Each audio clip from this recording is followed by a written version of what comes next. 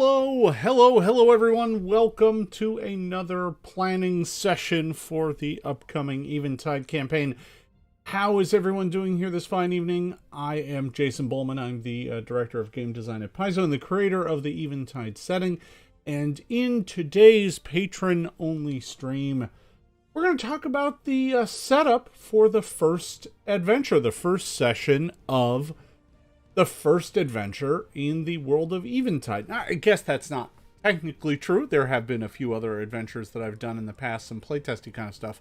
But frankly, those were years ago, and they weren't campaigns. This is the first one that's going to be ongoing with a group of players, kind of exploring the world and its settings. So, in a way, it's a big first, and I'm pretty excited to do it. Everybody has been diligently working on their characters. Not quite ready to talk about their characters yet, and it occurs to me that I should probably let the characters firm up a bit before I really go into a deep dive about what folks decided to make in each group. But tonight, I think what we should do is take a look at, kind of do a deep dive on the very first session. Now, this past Saturday, we talked about kind of the plot and the overall outline and structure of the entire introductory adventure. I'm not going to recover that information. That information is out there for those of you who have access to it. Today, what I'd like to do is talk about the specifics of the first session itself. So, obviously, huge spoilers if you're planning on playing in this.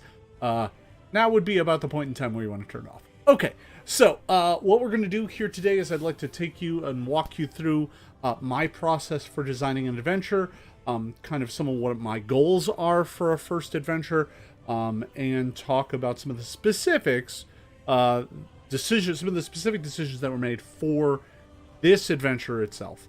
I think, starting adventures are ridiculously important. They are one of the most important moments in an adventuring group's career. They are one of the most important moments in the campaign. They really set the stage for everything going forward. And if you do it right, you'll have a group that's engaged and excited and ready to go. If you mess it up, you'll have people wondering whether or not they made a bad decision joining this game at all. So for me, I take a lot of time and care in crafting the kind of first adventure, especially that first session, because I really wanted to hit it out of the park and be something exciting and memorable that folks want to come back to and play more of. So what I want to do here is talk about Wulfrun's Fate. Wulfrun's Fate is the introductory adventure for Eventide. Its main purpose and goal is to give you and players and GMs a sense of not just the story I'm trying to tell, but the world itself. To give them kind of a taste of a lot of the things that exist in this world. That way, I'm kind of setting the stage for adventures in the future. There's two primary goals of this adventure. One is to set up a really important NPC toward the end. I'm not going to worry about that right now. That's not really in part one, but it is kind of the through line plot is setting up this NPC that is going to become important to the future. The other thing that's super important is to get the group itself to come together and gel as a team and work together. So Wulfrun's Fate is divided into 4 pieces. The first piece pretty much involves this tower, which I'm going to go into in depth here in just a moment. The second piece involves trying to find a missing signet ring to get deeper into the tower because the way is blocked until you find a signet ring. The third piece is actually going to go get the signet ring, which is not even in town. They have to leave Warmbone behind and go find the signet ring and bring it back. And then the fourth piece is exploring the depths, the true depths of the dungeons towers. So it's a 4 kind of part adventure. I think by the time all is said and done, the characters will probably be about 3rd level. So that's the overview. That's the 10,000 foot view. Now diving into this adventure itself. This adventure starts off with a couple of key understandings. One, the players may or may not know each other. If they don't know each other, that's fine. There's nothing wrong with that. If they do know each other, that works as well. You can kind of play it either way. If the group wants to be, a bunch of kids from one local community that have come together and decided to be adventurers, the story will accept that. If they instead want to be characters that don't really know each other and are drawn together by the circumstances of this adventure, that works too. As a matter of fact, that is the default. So, as an overview, what's going on here in this first part is the main crux of the story is in the center of the town of Wormbone, there is a wizard's tower. And it is the reason why the community is called Wormbone, because there is a dragon skeleton petrified and draped over the tower. 300 years ago, this dragon came to town, lighting huge swaths of it aflame, and then died. No one killed it. It just died. Almost of natural causes.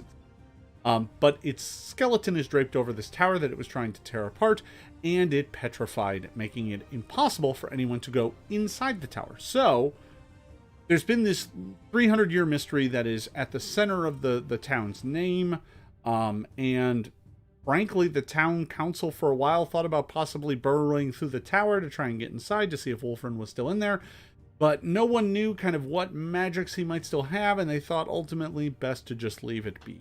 Wolfrin was never heard from again. So the start of the adventure is actually the opportunity to go inside Wolfrin's tower. So what happens is the petrified wing collapses on its own of natural kind of slow degradation. And when it does so, the way inside the tower is now open. So the door is now open. And this causes a firestorm in town of news and gossip about what's going on inside Wolfrin's town. So all of these adventurers show up, and this is where the player characters come in. Their intro, and I'll actually read the intro to you here in a bit. The introduction is basically, the tower is open. The city council wants adventurers to go inside. They don't know what kind of dangers are in there. They don't really feel it is responsible to send the town guard in there because who knows what dangers lurk inside. And this is the sort of thing that adventurers are supposed to take. So the PCs are these adventurers, and the only plot hook I've asked them to have is that each character needs to be kind of desperate for money, for coin, looking for opportunities to make wealth. They can have their own reason for it. I don't really care what that is at the start, but that is the reason why they're all incentivized to sign up for this particularly dangerous mission. So the setup here is to get the PCs invested and to help them form a group. Now, the way they form a group is the council is like, well, we're going to send people in groups to make sure that it's more safe, right? We don't want to send people in one at a time and get them ground up just in case there's something dangerous in there. So we want to send groups in, and all of the folks who don't know each other are assigned to one group. So it's kind of by circumstance that the party just ends up together, because they are literally the only ones who sign up who are by themselves. Now, that's a really important point, because there are other people who sign up, but they sign up as groups. And there are 2 other groups, but I'll get to them in a bit. So this structure is there to get them right into the answer. And I'm going to go ahead and I'm just going to read the introduction to you. We'll just get that out there. You get to be the first people to hear the introduction to the adventure. And this introduction assumes that they know a fair bit about Wormbone and the Iskar Valley, that they have the player's guide and have gone through it. So it doesn't go through and explain all that. Although the adventure does include kind of a tight 4 or 5 paragraph overview, just in case you got somebody who, didn't read the player's guide or didn't have time and they at least need the basics. Right? It goes over, what Wormbone is, what the Iskar Valley is, and its general. This is specifically the introduction. It is open. That is what everyone in town is saying. The door leading into the ruins of old Wizard Wolfrin's tower can finally be opened. The skeleton of the dragon that has been blocking the door for hundreds of years, and no one has been able to move it, but just today, the wing blocking the front door simply collapsed. The wing of a skeletal dragon has been blocking the door. It's been a long day. But now, the way is clear. By the time you arrived, the entire square was packed with onlookers. While the door is still closed, most keep their eyes on it, as if the wizard himself will come strolling out at any moment. An entire patrol of blue banners stands in front of the ruins, although it is unclear if they are here to keep the people out or protect the people from whatever might be lurking within. Above the murmur of the crowd, you could hear the owner of the Stone Fang Tavern offering up ales and pies to the crowd, and someone nearby is playing the pipes, giving the whole thing an almost festival atmosphere.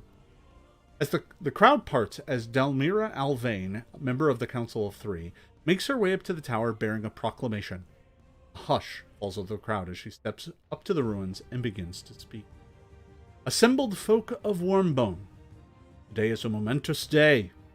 For 300 years the tower has remained silent, a reminder of the tragedy that befell our town and its people when the beast came to our home, she says, gesturing at the dragon skin. Today we finally have an opportunity to find out a bit more about our history, and about the sage and patron that once lived here. It is by the will of the council that the tower's ruin should be explored. After this you can hear little as the crowd bursts into a roar of applause.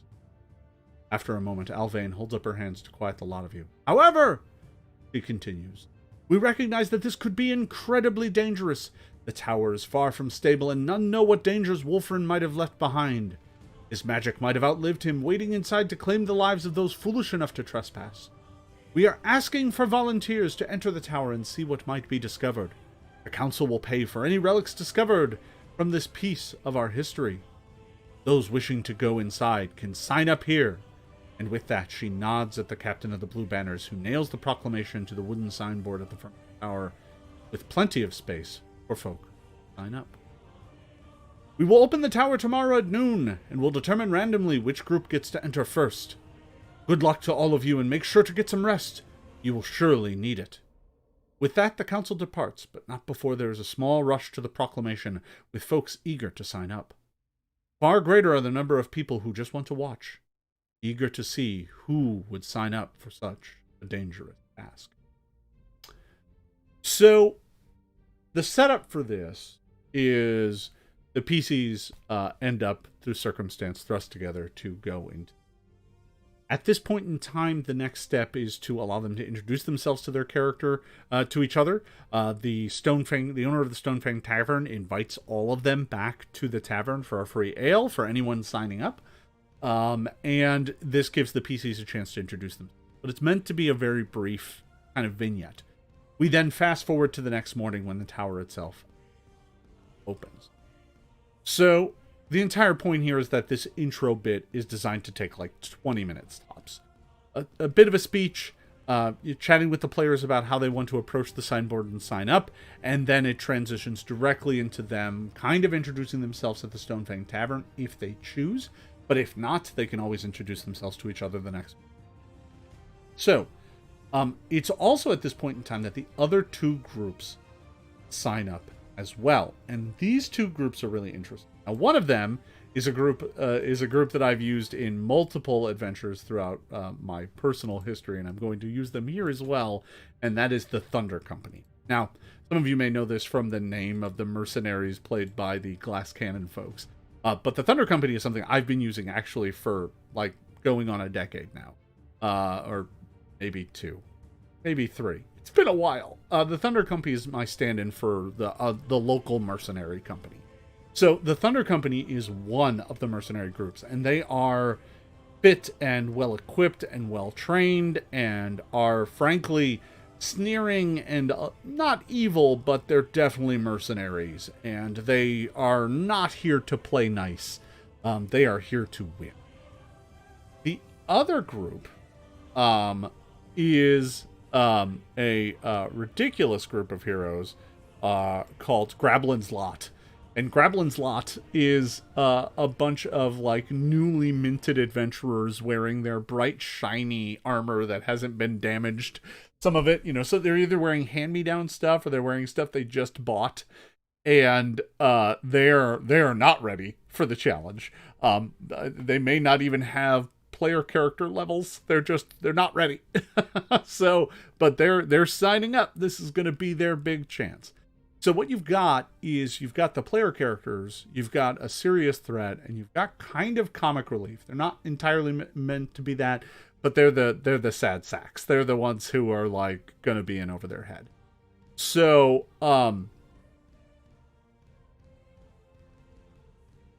the setup is such that, the players are not necessarily operating in a vacuum.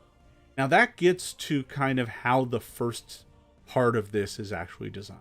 It's designed so that the player characters can complete the entire thing without needing to rest. So there's not a huge number of combats. Grand total, there's 3, and 2 of them are pretty easy. There are a handful of traps that might drain some resources as well. But the entire point here is that the player should be able to push on and complete the entire kind of first floor without needing to rest. This is key because they have 2 other groups who are competing with them. So that means that they're kind of facing some time pressure. It's an indirect time pressure, but the longer they take, the more the other groups are going to be in there with them. Now, the next moment we flash forward to is the next day. It's noon. They're about to open up the tower, and the players get chosen to go in first. Surprise, surprise. So the player characters get to go in first, and my setup for this, by the way, I do have a map of the square here. I'm going to show it to you real quick. I've got the map of the square here, and you can see the tower there up on the north part of the map being surrounded by guards and the captain of the guards and the town councilman. And then you've got a whole bunch of onlookers. You've got the Stonefang Tavern, which is to the south there, and that is where the player characters are going to be stationed here at the start of this as they go out to enter the tower. So that's the kind of start. Now, you'll notice this tower isn't particularly big. Looking at it, it's about 30 feet across, right? Each one of those squares is 5 feet. So the tower is not particularly huge. You can also kind of make out the shadow of the dragon skeleton draped over it. You can kind of see that. You can see its snout in the northeast there, and its wings kind of sprawled out over the sides. So that is the ruins of Wolfran's Tower, and this is up in Black Arches, the kind of central district in town. So for the start of this, right, the player characters get chosen first. And the way it's going to work, it's kind of got a system to it. First part of this adventure has a system. And the way it works is the player characters get to go in first, and the first thing they encounter is a vestibule, and that shouldn't take very long. And then they get to go into the first main kind of grand chamber, and that is called the Grand Hall. Now, once they enter the Grand Hall, the next group comes in and they get to the vestibule. So they have the 2 other groups filing in behind them, but the groups never come into the room that they are in, generally speaking. There are some exceptions built in, but mostly the groups play fair. Part of the rules of this is just like, you're not here to kill the other characters. Everyone's here to explore. We'll send all of you in to try and get this done quickly, efficiently, and fairly. But that means where you go, the other groups will go in different directions. So the adventure is going to come with kind of a programmed AI. And the way it works is, depending on where the group is, it will say where they go next after they encounter a thing. So the player characters are the main drivers. They get to pick where they want to go first. And wherever they go, they just get to go there. The other groups will go to the next place in priority that they want to visit. And the groups will then be either the first group to go in there, the second group to go in there, or the third group to go in there. And the situation changes based on the order in which you enter. The first groups may face the most danger, but also have the chance to get the most treasure. The second group may face less or no danger, but will get less or no treasure. The third group will likely face very little danger, but also will get very little treasure. But this is designed in such a way that there's always something for the player characters to do. The other 2 groups are not as good as them. They're just going to steal away some opportunities and take some damage, right? So there's a whole bunch of other encounters floating around in here, and surprise, surprise, the other 2 groups mostly avoid the fights. The player characters are going to get to face those fights no matter what, but the traps will be diminished based on what order they're encountered in. So it's kind of a each group that goes through it is going to kind of go through it a little differently. And they will experience different things based kind of on the order in which they enter a thing. And every time the players go into a space, the other groups move from one space to another, right? So That's just kind of how it plays out. So, the thought here is, from the player's perspective, the other groups are rushing through this place. They have to go quickly too. No time to rest, no time to take breaks. They do have time to spend 10 minutes after a fight and, heal up wounds and do some medicine and stuff like that. That's not going to break anything. But it's there to give them the illusion of pressure so that they feel like they need to constantly keep moving forward. They can't just stop and heal up all their wounds and re-prepare spells. They can't rest. There's no time for that. The other groups will kind of go through the place and they will miss out. Now, in truth, all of the really important things are there for the players to find. The only thing that they could lose out on is treasure. So they will lose some advantages to get various bits of treasure if they go too slow or if they revisit places. That could slow them down. So let's talk about some of the individual encounters here. I just kind of want to give a sense of it, but before we do, let's take a look at the map. This is the map of this. And by the way, this is all coming along very quickly because the first session of this is this coming Thursday. So we're like, as a matter of fact, 48 hours from now, I will be running this adventure. So I'm busy writing it as quickly as I can, but it is quite a ways along. So not quite ready to share with all of you because a lot of it's still in notes phase, but I am building out all the encounters and all the treasure and stuff like that. It'll just then turn into me building box text and more robust, instructions. But let's take a look at the map because I do have the map almost entirely done. So this is the wizard's home. This is Wolfrin's tower. So as you can see down in the bottom center is the tower from before. And I'm gonna highlight, I'm gonna bring the other map back up here. So you can see the tower and that square in front of the tower. And then once they get inside the tower, they quickly come to realize that this tower is much larger on the inside than it appears to be on the outside. In fact, there is some magic going on there that takes them actually below the streets of Wormbone, to where this entire layout actually is. So, but they will immediately come to realize that this tower is way bigger than it's. Doctor Who fans take note. So the first chamber you got there is the vestibule. There's a magic mouth in there and some things that can be found in the kind of old moldering cloakroom. But then you get into the Grand Hall. Now, the Grand Hall is where Wolfrin would entertain guests and have large parties and have larger groups of people over. And the entire story of this place is it was never designed to be dangerous, right? The Wolfrin's Tower, his home, wasn't meant to be deadly to outsiders. It was meant to be a place where people could come visit and have their needs taken care of. So as a result, there are a couple of things going on in here, much of which has gone wrong over the past 300 years, which is what leads to all of the danger and adventure. So the first thing is there's a bunch of conveniences, all of which have been fouled up over several hundred years.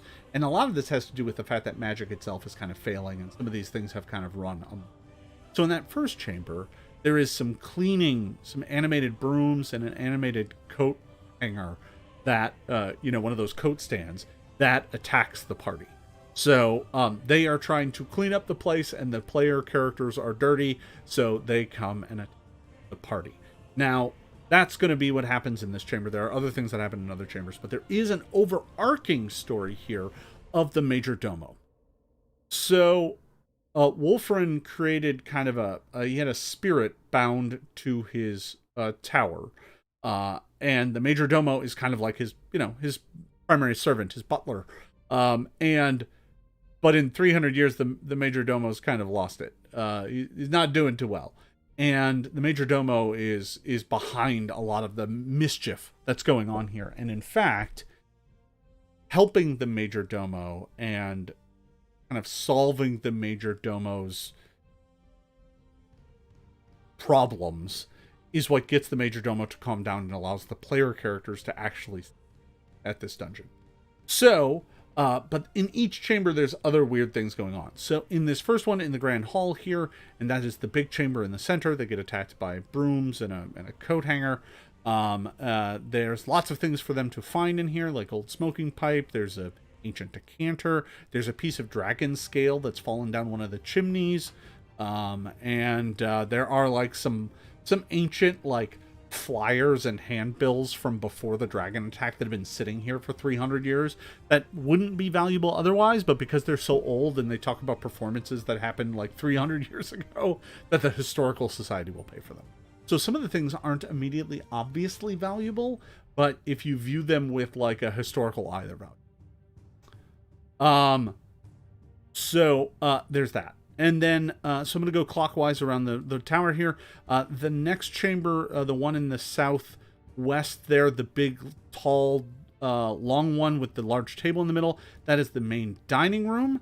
The main dining room is filled with food that somehow is not spoiled and rotten because it keeps being remade every day. There is a kind of a bit of magic in the kitchen that makes food. So there is stale old food in here, but it's not rotten or turned to dust. And this is one of the trap rooms where the Major Domo has a giant food fight with the player characters, throwing plates of old moldy food at them, and making a kind of mess of the place. And that's what happens in the dining hall. There's plenty of fun stuff to find in the dining hall. There's, obviously old silverware and plates and stuff like that. There's an old ring underneath the table. You can find a silver dagger in here.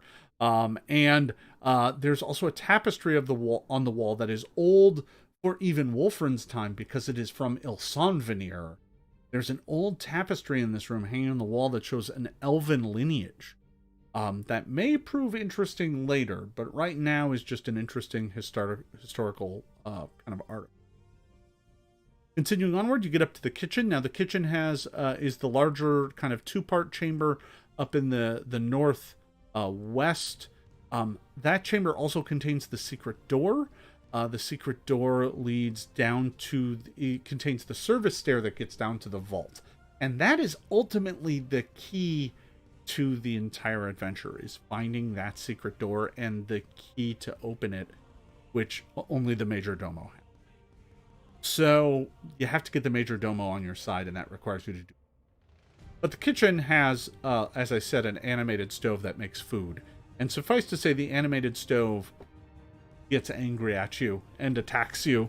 So that is one of the fights, is against the animated stove in that belches fire and swing. So there is that. And there's plenty of stuff to find in here, like really old elven wine and things like that. Plenty of fun stuff to kind of discover and play around with. Let's see. That gets us to the chamber up at the top of the map, that the tiny little square chamber at the very north. It's kind of hard to see in this map, but there's a large tapestry hanging on the north wall. This tapestry actually depicts Eventide. It shows Ilsanvenir as the darkness descends and terrible, horrible things come out of the shadow. It was one of Wolfran's most prized possessions. And this is one of those rooms that if you mess with this, the Major Domo will get very angry with you and mess with you a lot in other parts of the...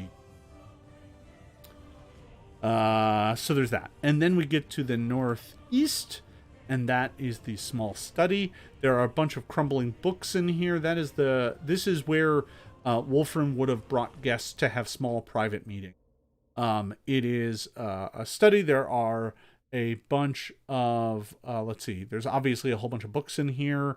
There is a map above the fireplace showing Allnear before Eventide, so way long ago, before Zankar was even a thing, and it still shows like the elven collectives and the dwarven holds and things like that. So as you can see, part of my goal with this is to show the history of the world, not just tell it to the player character. They get to experience it and explore it and learn about it and make knowledge checks about it. And actually, their characters now have a reason that they know and understand this beyond just, I read it in the player's guide. Right? So there is, of course, that. And again, this chamber, just like the others, has a way that you can improve the Major Domo's attitude. In this one, there are some piles of books near the chairs, and the Major Domo can't put away anything that Wolfrin took out, so you can take those and put them away. You call Domo one more step. But the Major Domo also is throwing old, kind of crumbling books at you, so it's a give and a take. And that's the small study. And that leads us to the final chamber worth detailing here, and that is the one in the south east here, the one that is crumbling. That part of the chamber has kind of collapsed. And this is just the crumbling hall. This is where he would give, like, lectures or have games. There's a game in here called Elfbow that is described in the game that is an old elven game that involves elves hunting demons. And it involves you moving elf tokens between trees that then guard lanes, and the demons are trying to sneak through the forest. The rules for the game are mentioned in here, but they're not fully spelled out. They are actually something I'm developing just for something fun on the side. This room has partially collapsed, and there are some angry bugs in here. Killing the bugs actually is really important. It may be the first thing that lets you understand that you can get the Major Domo on your side.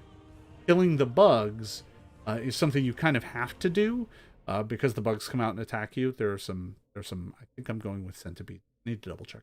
But they come crawling out of the crumbling wall and attack you. But once you kill them, the Major Domo thanks you, and that's the first time that you will have experienced him where he gets better. Which is there to be a breadcrumb to teach you, hey, maybe we should work with the Major Domo instead. So, as I said, all of these chambers have some way that you can calm the Major Domo. They also have notes in them for whether or not the players are the first, second, or third group here. So let's take the bugs, for example, the room with the bugs. If players are the first ones there, the bugs are at full strength, they can fight the bugs. If the players are the second ones there, that means the first people who got there, it depends on who they were. If the first people who got there was the Thunder Company, some of the bugs are dead. Not all of them, because the Thunder Company only fought one or two and then split. And that's it. If Grablin's lot got there first, all of the bugs are still there. But some of the members of Grablin's lot are suffering poison damage. they have bites, and they just fled the room. They just ran to the next room. They didn't do anything. And then some of the stuff that's in there may be missing. So there is a nice parlor set of Elfbow. There's a set of pieces there, and you can only claim that if you're the first group there. Whatever first group goes there first finds it because it's out in the open and takes it. The second group can still find things like the lecture notes that are tucked away in one of the cabinets and the guest list for an upcoming symposium that was supposed to happen 300 years ago, but contains a bunch of interesting names and might in and of itself be an interesting handout. So like I said, it depends. Do they go to this room first? You know, do they go to the east first? Do they go to the west first? Do they go to the north first? It depends on what direction they go. And they're not going to know necessarily, because the way this is set up in Roll20 is they can't see any of the other chambers. So they just know where the doors are, and they have to kind of pick. So there is that. Now they can, of course, go to the doors and listen and stuff like that and make informed decisions.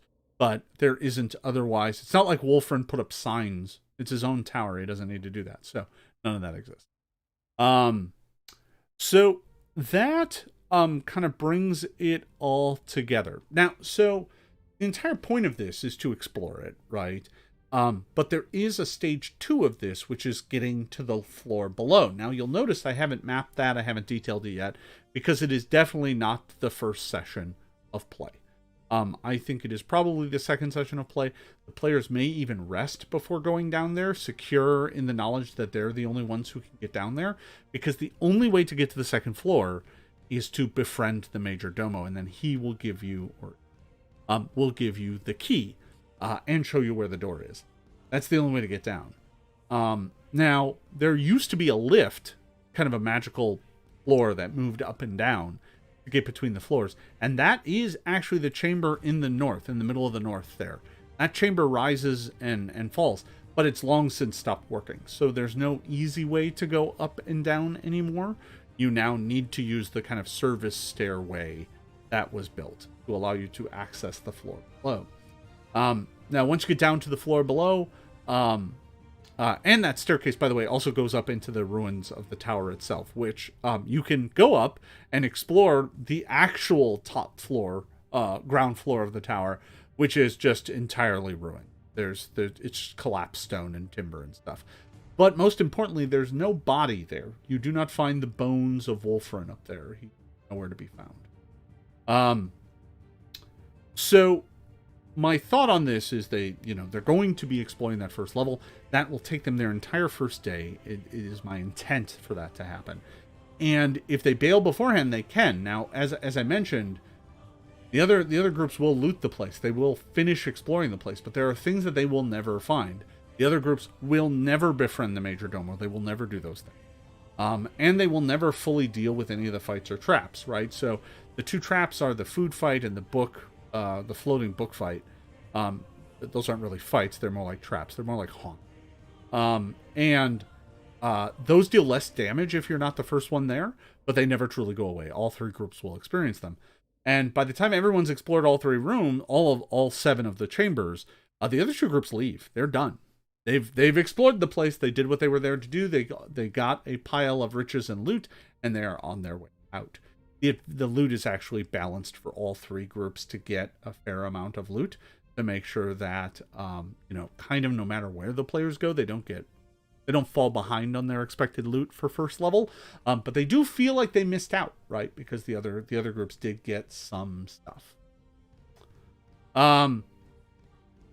So the entire part is this multi-part puzzle of calming down the Major Domo, which gets you the key, which leads to session 2. And mind you, when I say session 2, I actually think the first session may take my groups 2 or 3 sessions to finish, because we're only playing for a couple hours a night every 2 weeks. So it wouldn't surprise me if it takes both groups 2 sessions to fully explore the first floor of this dungeon, all 7 chambers. It may go faster than that, I don't know, we'll see. But 3 combats with new groups with brand new characters, I don't hold out high hopes that we're going to blaze through it almost instantly. So that leads to the second session, which leads you down to the vault, where there is a bit of a library to explore. There's a few more dangers there, nothing too serious. But then the way is blocked. And that leads you to part 2 of the adventure, where the way is blocked by a field that you can only bring down if you have Wolf. And Wolfrin's ring is nowhere to be. And more importantly, through the field, you can see into the laboratory itself, where it appears that Wolfrin is still alive in a slumber that he put himself into when the tower collapsed and he could not get it. But that is the kind of main crux of the entire event. So that's what I'm building. There's a lot of moving parts in this adventure. There's a lot of things that are still coming together. I have the entire outline pulled together. I have most of the combat sketched out.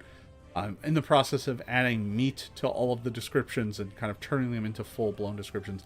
I suspect that the entire script for the part you just saw, for this map, for the intro and this entire map, I suspect that I will have a PDF up for that for all of you to use, play around with, in a week or 2. It's probably going to take me about a week or 2 to finish off all the text and get it polished up and ready for other folks to play around. But that is my goal. That is my intent. That is the setup for part 1. So obviously I've been building this in Roll20. I've been using dynamic lighting and all that kind of stuff to make kind of interesting map encounters. The adventure will of course include these maps, but kind of in a lower res version, right? I'm going to get them in as good a res as I can, but they're going to have to fit inside of a PDF, so they can't be huge. But for those of you who have the blue map tile sets, you can easily recreate these for the most part. There are a handful of unique pieces floating around, and I may drop those in the Discord for folks to grab and use if you are using tiles. But you can also just use the kind of lower res maps. They will undoubtedly work. Like the map that I'm showing you right here is probably high enough res to play on. Let me actually grab it here and blow it up, and we can take a look at the detail. Yeah, I mean, you could easily play on this, right? That has plenty of detail. So it'll probably be around this res level. allowing you to grab it and import it in on your own. So there is that. So that is the first adventure. It is, it's a lot. It's trying to accomplish a lot of goals. It's setting up some recurring antagonists that are going to be a part of the entire adventure, right? You have these two adventuring groups, these other two adventuring groups. It's setting those up. It's setting up kind of the central mystery of what actually happened to Wolfrin. Why didn't he come out of the tower? Is he still even alive, or is he just, dead inside the crystal or inside the field that's holding him? I think it also introduces the player characters to the world of Eventide and starts to lay down breadcrumbs that lead to other sites in the Icescar Valley. The lineage talks about the ruins of Summerglen, which is kind of a haunted elven ruin out in the Gemwood.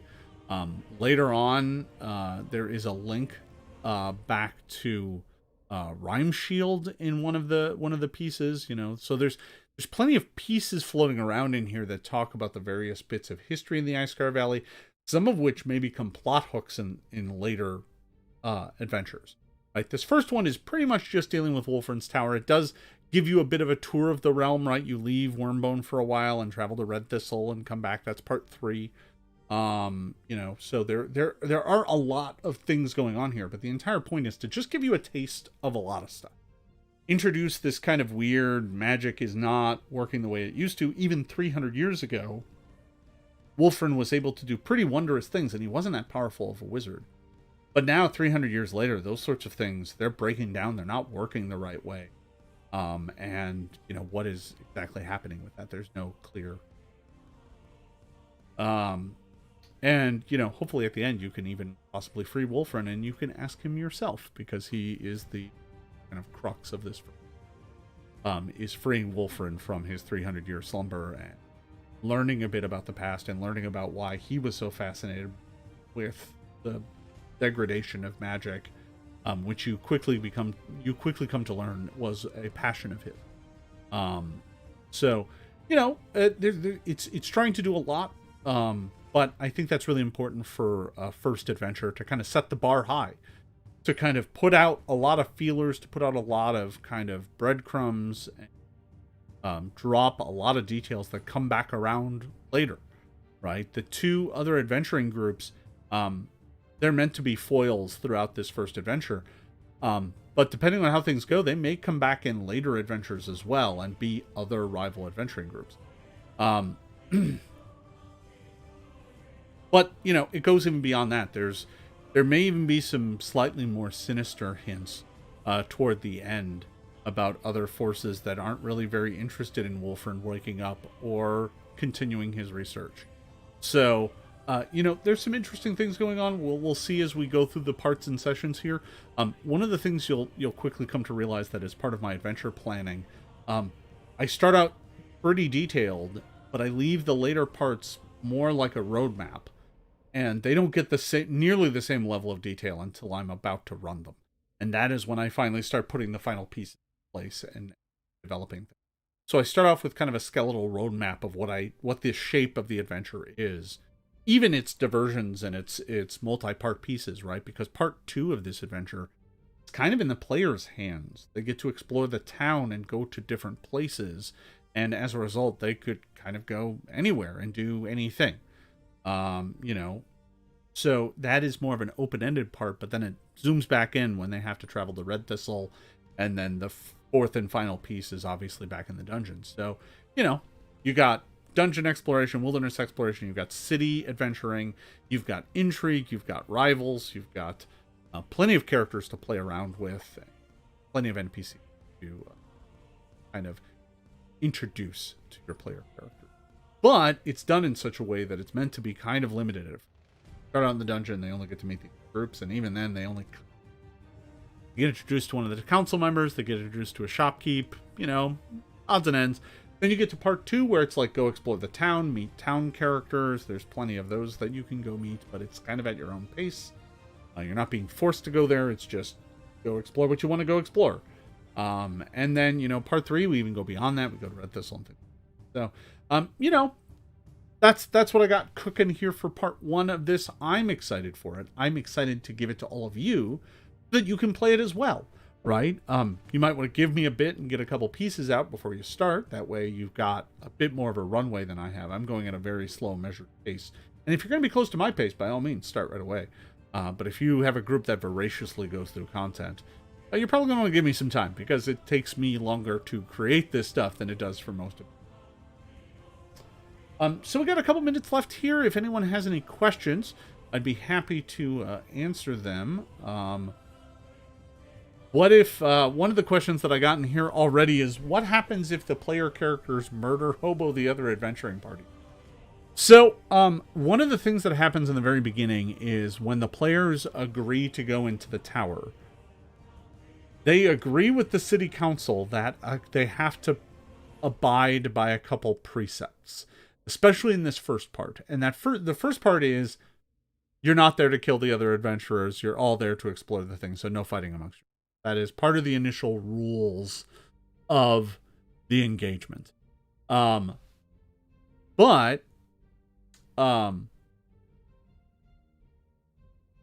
beyond that, if they're out in the wilderness and they just off one of the other parties are no longer critical in the later parts. They're interesting if they're still around, but if the players decide to off them, so be it. I don't think any of them are meant to be integral parts of the plot later. And even if they are, it'd be easy enough to introduce another group of adventuring characters to deal with. But they're only really integral to the plot in the first part. And the first part is where they kind of have some, I wouldn't say plot immunity, but they have social immunity that is like, hey, you agreed to not murder these folks, and they agreed to not murder you. So there is that. Will the players be able to loot everything in the room if they are the first ones in the room? So yes, that's the thing. If the players get there first, they will be the ones to loot the room first. But if you go back to the map, right? So let me bring back up the map. And I've scaled it way too big, so I need to scale it back. Okay, I'm here. Pain. Okay. So if the players go into a room first, they start in the vestibule, then they go into the main room. Once they go into the main room, the next group is in the vestibule. When they leave the main room, they have one of 3 choices. The moment they take that choice, the next group comes in behind them. Now, from that point, they can decide to go wherever they want, but the next group will go to a room that they have not yet explored, right? Based on a priority list. So if the players go to the dining room, first, the next group, which is the Thunder Company, goes into the main audience chamber. If they leave the dining room and go into the kitchen, the Thunder Company leaves the main audience hall and goes into the game parlor in the west. Once they leave the kitchen and go to the room in the north, the Thunder Company leaves the game parlor behind and goes into the smaller sitting room. So there's kind of an order and hierarchy. They will not be able to be the first people in every room. So there's going to be some things that they miss out. Kind of automatic. What's the toughest fight or hazard in the first session? Honestly, the toughest thing is probably dealing with the Major Domo, because the Major Domo will fight you in some spaces if you do the wrong things. And you can't really get rid of the Major Domo. You can only kind of flee or pacify the Major Domo temporarily. The Major Domo is the main threat. But I say, as the kind of overall combat encounters, I have a sneaking suspicion that the animated kitchen is going to be the most dangerous thing. There's fire hazards in there, and the thing is designed to chop and cook vegetables, so it has like cutting arms. It's basically an animate angry stove going to attack. And that thing may be the hardest fight. I think the brooms and coat hangers are not that hard. I think the insects are. There's a bunch of them, but they're not individual. Can the groups team up? Well, they could if the other groups were willing to, but they're not. The other groups are not willing to team up with the PC.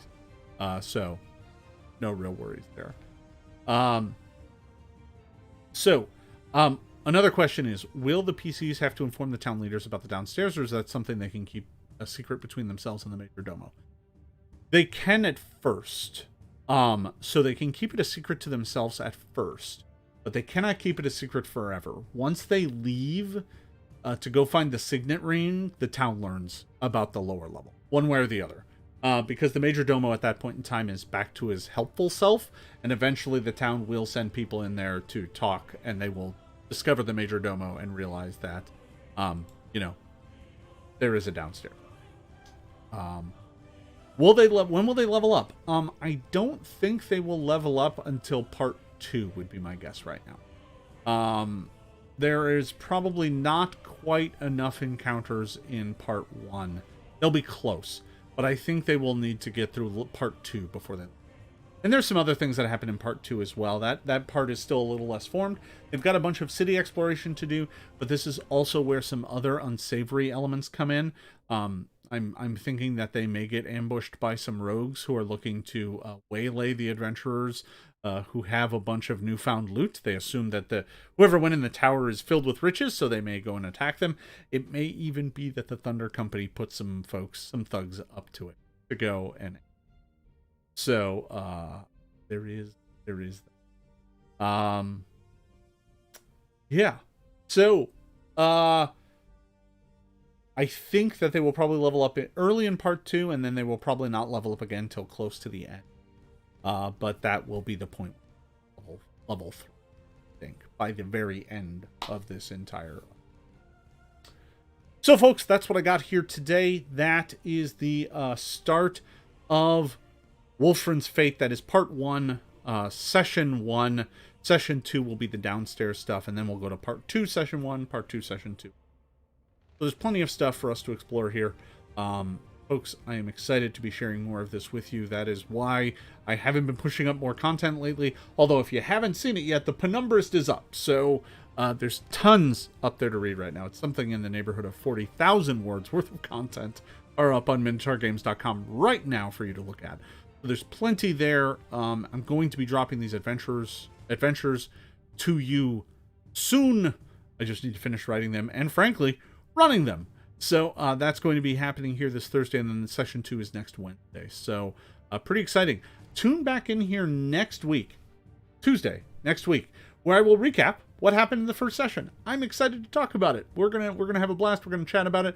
We're gonna look forward to what the second group might do. We might even start talking about what kind of adjustments get made based on some of that feedback, and we'll start looking forward to the second session. Folks, that's all I got here tonight. Thank you for watching. We will see you next Tuesday for another exciting stream. Thank you for your support, everybody. We will see you next time.